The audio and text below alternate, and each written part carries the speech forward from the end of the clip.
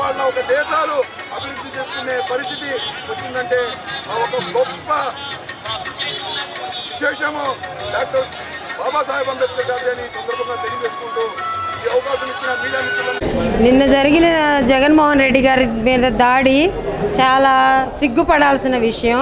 జగన్మోహన్ రెడ్డి గారికి ఆదరణ బాగా స్పందన బాగుందని చెప్పి చంద్రబాబు మూక అందరూ కలిసి వాళ్ళు చేసిన చర్య ఎంతో సిగ్గుచేటు. అయినా కూడా చంద్రబాబు నీకు చెప్తున్నా విను, నువ్వు వెన్నుపోటుకి బ్రాండ్ అంబాసిడర్వి. నీ వెన్నుపోటు చర్యలు కానీ నీ వెన్నుపోటు ఆలోచనలు కానీ మా జగనన్న మీద ఉపయోగించాలని చూసినా అవేం పనిచేయవు. నువ్వు ఒక రాయేసాము, నువ్వు బయటకు వస్తే నీ తాట తీయడానికి మహిళలను సిద్ధంగా ఉన్నావు. చంద్రబాబు నువ్వు పప్పుగోడ కోసం రాజకీయం చేయొద్దు. నువ్వు దత్తపుత్రుడు ఉత్తపుత్రుడిని పుట్టుకొని నువ్వు జనాల్లోకి వస్తే నిన్నెవరు ఆదరించరు.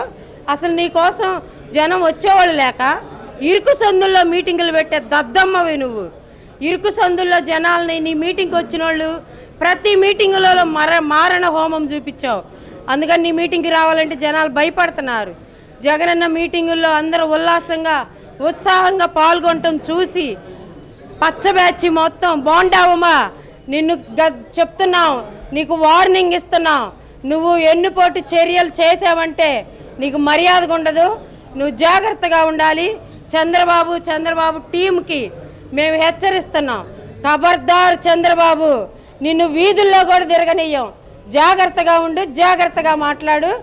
మా జగనన్న త్వరగా కోలుకోవాలని ఆ దేవుణ్ణి ప్రార్థిస్తున్నాం.